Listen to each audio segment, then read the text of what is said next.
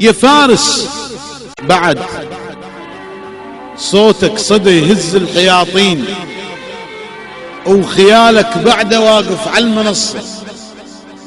وعلى شفافك قصيدة غاز للموت. شلون الموت ما ينطيك فرصة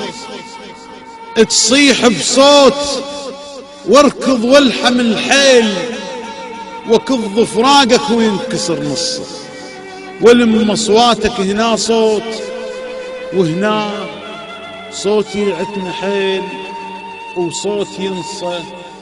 وحرت قصة حياتك تبتدي منين، وانت بكل قصيدة تصير قصة يعصت تنتج عليها المحطات، على من تنتج من تريد عصة. يا المسافر غفل لا تقطع ويانا، تعودنا عليك شلون تنسانا، قلنا لك وداعا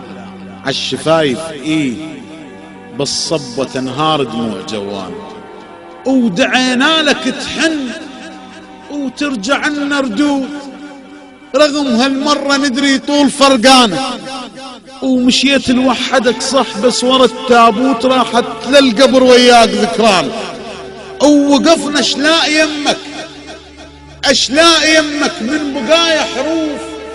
بيت انطق عموده وطاحت اركانه. يا فارس مهرتك ردت بلا خيال، عجيب المهر منك يفلت عنانه،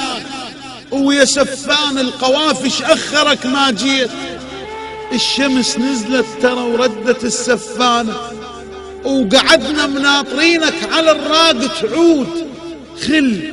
وقت الغروب يشوف خلانه. يا فارس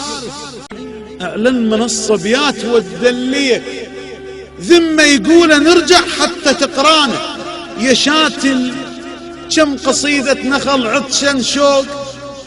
قال نخلي يرد العطش بستانه،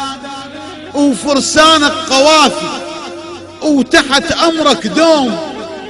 شلون الملك يمشي بغير فرسانه، الموتة تلقتك في مهرجان الموت، ما عدهم ضيار خشالة وجفانه، الماتوا بالمفخخ رادوا يسمعون منك على الطاح وذبحة اخوانه، وقريت لهم قصايد بالعراق شلون لما ينذبح بالسيف شريان، وقلت لهم النار اشقد كلت بالناس ونعرف الوقع من عطر دخانه، قريت لهم لحد ما بجت ليك ظهور غيرة، وحشمت للوطن موتانا، يا ابو الغيرة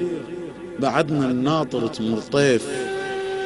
بينا وما تخلي عيون سهرانة، وصدق فرسان كنا بس بلاك نصير مثل الردة من الحرب خسران.